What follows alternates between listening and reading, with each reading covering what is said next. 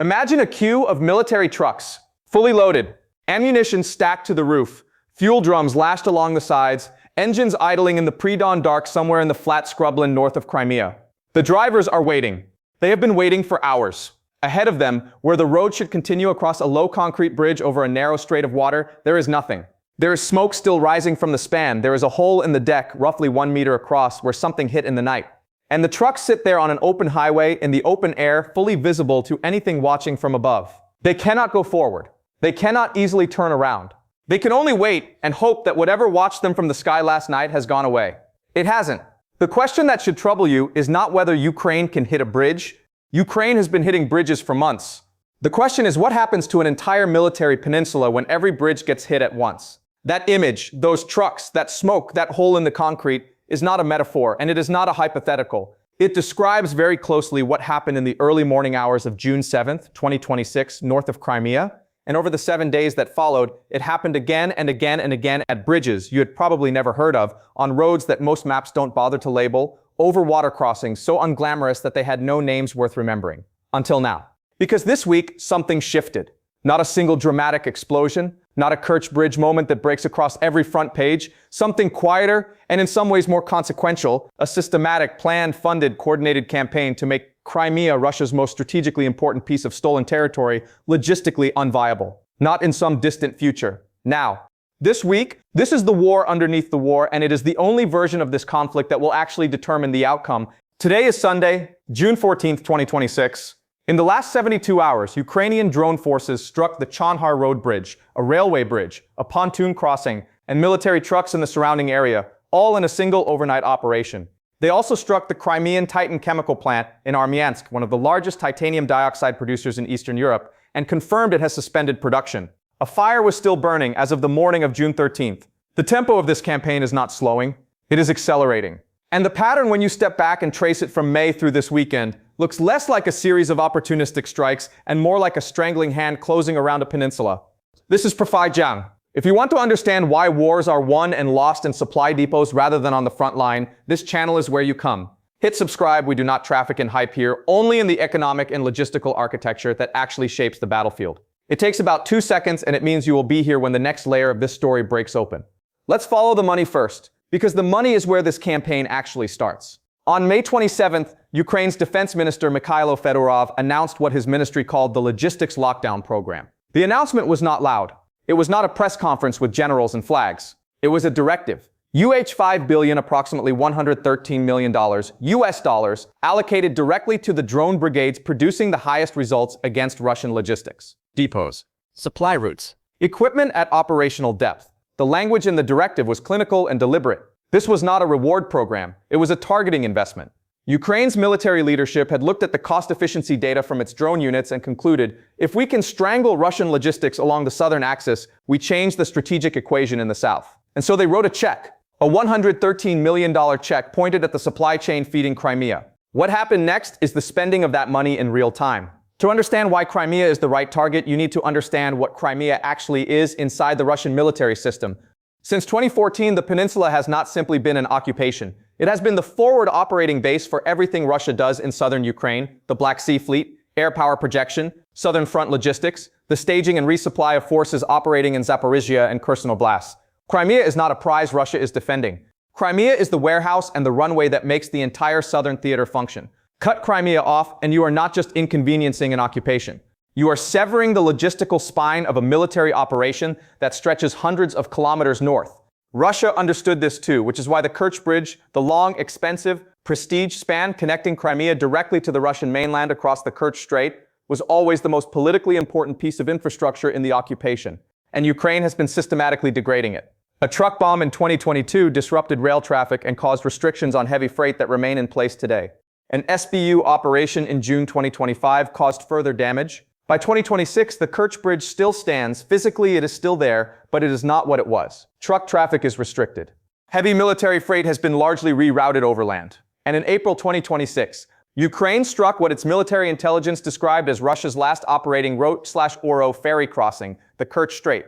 The Slavyanin, a vessel built in 1984, 6,300 gross tons, which Russia had been using to move equipment, fuel, lubricants, weapons, and ammunition across the strait. Ukraine says it's gone. Sea resupply, already a supplement to the bridge, is now largely theoretical, so Russia adapted. When the Kerch Bridge became unreliable for heavy freight and the ferry was disabled, the overland route through the so-called land corridor became the primary artery.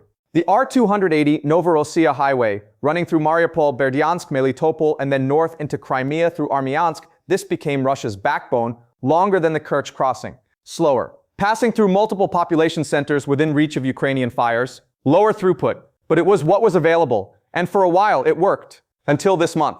On May 22nd, before a single bridge had been struck in this latest campaign, Crimea's occupation authorities introduced fuel rationing at 20 liters per day per vehicle. They framed it as a precautionary measure to prevent panic buying. Within 2 weeks, by June 4th, the Russian-installed head of Crimea, Sergei Aksyonov, had dropped even that pretense. He acknowledged publicly that, and I am paraphrasing carefully here, it is not possible to fully meet the need for fuel. He admitted that 400 units of passenger transport had stopped running because of the shortage. 400 buses and minibuses off the road in an occupied territory before the bridges had even been seriously hit. The fuel supply was already under pressure before the bridge campaign began. What happened next? Simply removed the last pressure valves. June 6th. Overnight. Ukraine's Code 9.2 drone unit and the 1st Separate Assault Battalion strike the Chonhar Bridge using 2 new weapons, the Behemot UAV and the Firepoint FP2 drone. The Behemot, which was publicly unveiled in late May 2026, has a range of up to 300 kilometers, a wingspan of 2.28 meters, and carries 2 warheads, a 40-kilogram fragmentation explosive charge and a 35-kilogram thermobaric charge. The Firepoint FP2 has a range of 200 kilometers and carries a warhead of up to 170 kilograms. These are not improvised weapons. These are purpose-built logistics killing systems deployed on a specific target for a specific reason. Here is the reason. Intelligence. Ukraine's assault units, according to Ukrainian military sources, had built a cyber intelligence network providing real-time data from inside the Russian military environment.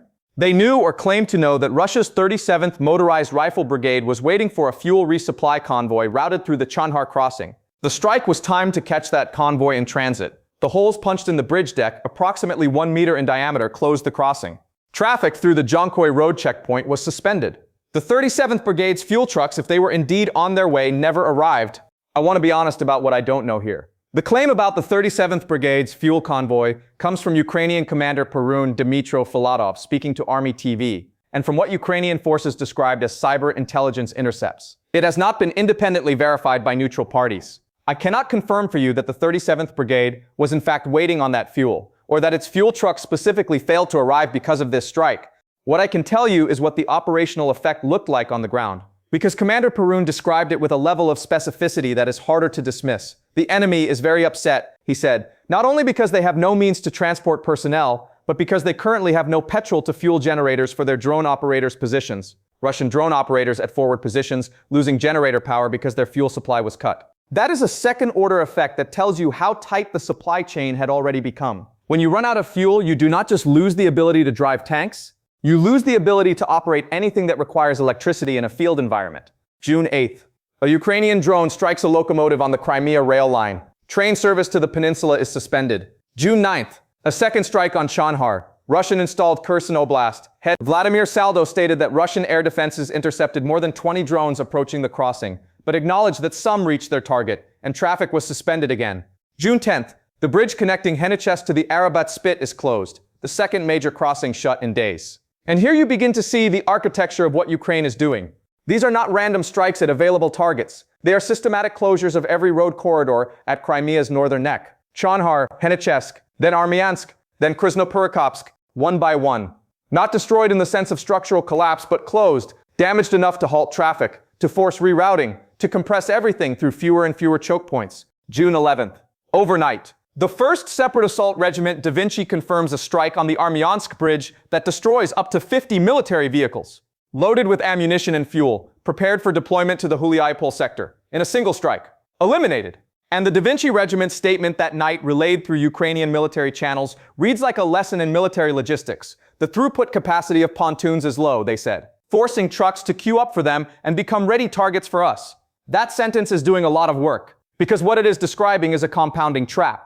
When you take out the bridges, military convoys must switch to pontoon crossings. Pontoon crossings are slow. Slow means queues. Queues on open highways in flat terrain visible from the sky are what military planners call a kill zone. Ukraine is not just hitting the bridges. Ukraine is using the bridges to create the conditions for follow-on strikes. On June 11th, Commander Robert Magyar-Brovdy, head of Ukraine's unmanned systems forces, told Reuters that Russian military cargo traffic along the R-280 Novorossiya highway had fallen by 71% over the previous 2 weeks. I want to pause on this number because it is important to handle it carefully. Reuters explicitly noted it could not independently verify Brovdy's figures. The Russian Ministry of Defense did not respond to requests for comment. So the 71% figure comes from the Ukrainian side, and you should weigh it accordingly. That said, Brovdy also said something that is harder to dismiss as a fabrication, because it is supported by what you can observe from the civilian side. Russian occupation authorities in Crimea are publicly acknowledging fuel shortages. Civilian transport has been taken off the road, and gasoline prices in Sevastopol have risen to approximately 90 rubles per liter against a Russian national average of roughly 68 rubles per liter before this crisis. A 30% price spike in an occupied territory, acknowledged by the occupiers themselves, is not a Ukrainian information operation. That is economic data. That is a market telling you something real is happening to supply. Brovdy also said something in that Reuters interview that deserves to be quoted directly. He said striking Russian vehicles on the exposed highway was, and this is a striking phrase, as easy as shooting partridges in an open field. Now that is the commander of Ukraine's drone forces speaking, and you should read it as confident military messaging. But it points to something structurally true about what flatland highway interdiction looks like when one side has persistent drone coverage. There is nowhere to hide on the R-280. There are no mountains, no forests, no cover. A convoy of military trucks on an open-steppe highway is exactly what Brovdy described. June 13th, overnight.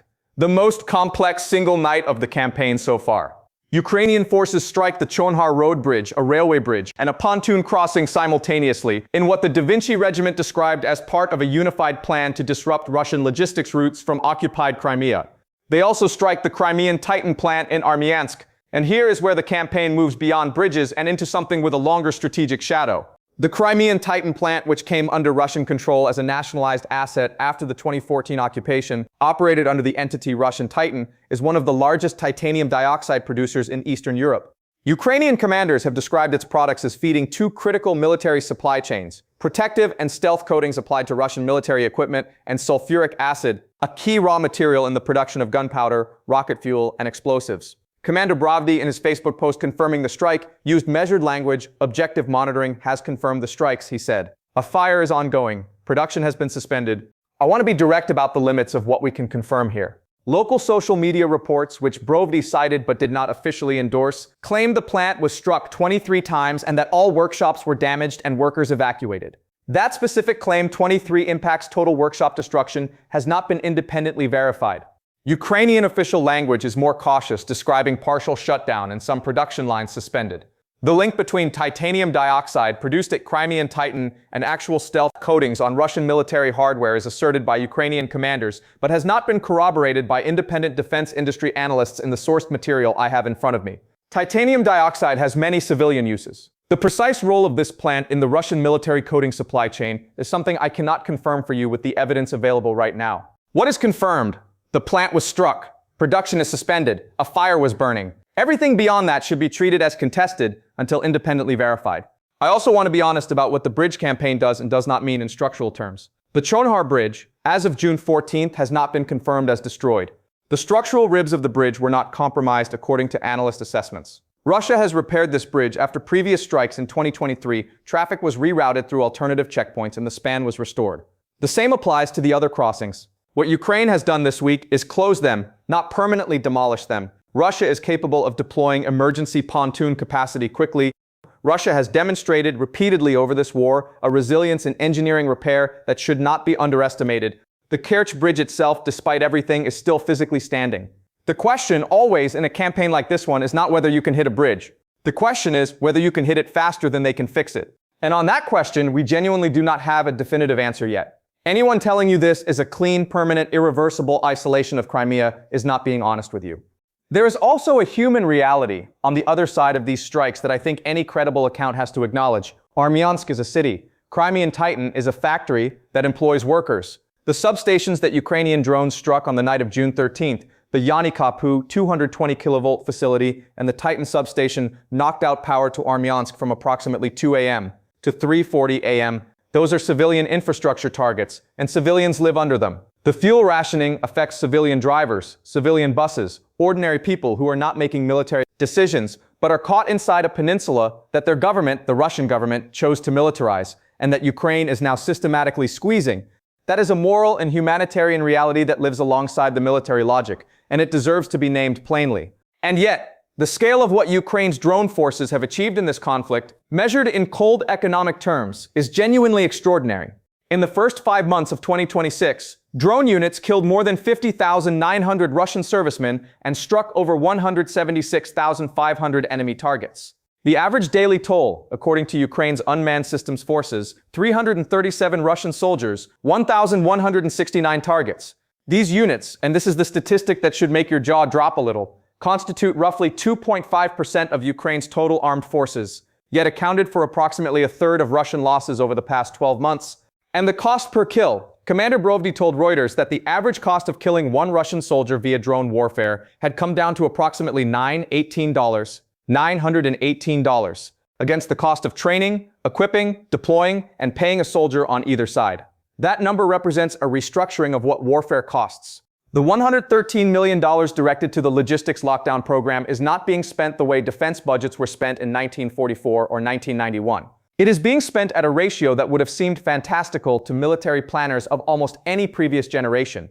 Now let's bring this close to your own life for a moment, because there is a version of this story that is not about bridges in occupied Ukraine at all. It is about the global price of energy, and the degree to which a prolonged Russian occupation of southern Ukraine keeps a floor under the geopolitical risk premium baked into oil markets. The Black Sea matters to global shipping. The Kerch Strait in a functioning peacetime world carries commercial traffic. Crimea's position as a military base from which Russia projects power into the Black Sea affects insurance rates, shipping routes, grain export corridors, and the calculation that energy traders make every morning about where supply disruptions might emerge. You do not need to care about the tactical outcome of a drone strike on a specific bridge to feel this conflict. You feel it at the pump, in grain prices, in the broader inflationary drag that has persisted across European economies since 2022. A Crimea that is logistically crippled and militarily degraded is a Crimea that Russia can no longer use as a forward base for Black Sea coercion. That is not nothing. That connects to things you buy, things you heat your home with, things you eat. So where does this leave us? Honestly, on June 14th, 2026, here's what the evidence does show. Ukraine has, in the space of roughly 3 weeks, conducted the most systematic campaign of logistics interdiction against Crimea since the beginning of the full-scale invasion. Every major road corridor at the northern neck of the peninsula has been struck and closed, at least temporarily.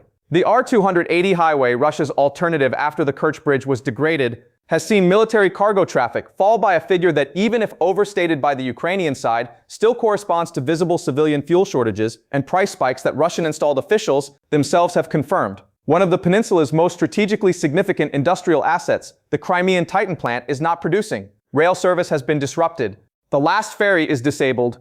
Russian forces in the south, at least one brigade, have experienced fuel shortfalls that affected their ability to operate drone systems at forward positions. And Ukraine spent roughly $113 million to make all of this happen. In military procurement terms, that is an extraordinary return on investment, even if you discount heavily for uncertainty. Here is what the evidence does not show. It does not show that Crimea is permanently cut off. The bridges can be repaired. Russia has done it before. The R-280 is degraded, not destroyed. The Kerch Bridge road and rail link is still physically operational, however restricted. Russia could, over weeks or months, rebuild ferry capacity at Kerch. Pontoon crossings, slow and exposed as they are, exist. The Crimean Titan strike's military effect on Russian weapons production is asserted but unconfirmed in any independent sense. The 71% traffic reduction figure is a Ukrainian military claim, not an independently audited figure. And Russia has a documented ability to absorb punishment, adapt routes, and sustain operations under conditions that should, in theory, be paralyzing but somehow aren't.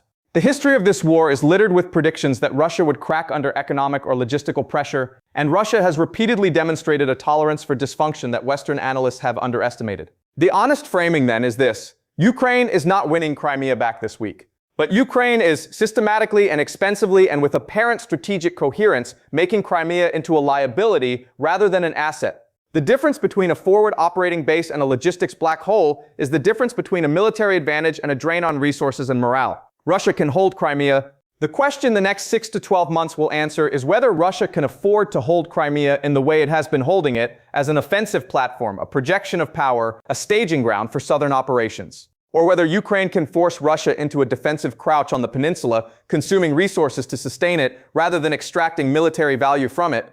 That is the actual strategic contest unfolding in the low scrubland north of Perekop, in the fuel queues at Sevastopol's gas stations, in the burning workshops of a titanium dioxide plant most of the world had never heard of before this week. Borovty said it clearly to Reuters on June 11th, "We will isolate Crimea in the near future. We will create conditions that will make it extremely difficult for any military personnel or those working in the defense industry to remain in Crimea, in the temporarily occupied territories, or use the access routes to them." That is a stated military objective. It is not a prediction from an outside analyst, it is a declaration of intent from the commander of the force executing the campaign. Whether Ukraine can sustain the strike tempo required to outpace Russian repair and adaptation, whether the $113 million is the beginning of a sustained investment or a peak moment, whether the Crimean Titan strike translates into measurable degradation of Russian weapons production, these are the questions that will determine whether this week is remembered as a turning point, intense tactical episode. And right now, on June 14th, 2026, the honest answer is, we do not know. The evidence supports the claim that something meaningful is happening. It does not yet support the claim that it is decisive. But I want to leave you with a question that goes beyond the tactical. Every piece of military hardware, every bridge, every fuel depot, every factory involved in this campaign represents choices made by human beings. Choices about where to draw a line on a map, about how much is worth fighting for, about what you are willing to sustain to hold what you have taken. Russia chose in 2014 to take Crimea. It chose in 2022 to gamble a full-scale war on consolidating that choice. Ukraine chose in 2026 to spend $113 million on a systematic campaign to make that choice intolerable. Neither side chose the moment when the other side's costs would simply become too high to pay. That moment in every war arrives on its own schedule, unbidden and often unannounced, in a fuel queue in Sevastopol, in a convoy of trucks sitting on an open highway with nowhere to go, in a factory fire visible from miles away. So the question I want to leave you with is this: when does the cost of holding something become indistinguishable from losing it? This is Professor Zhang. I'll see you in the next one.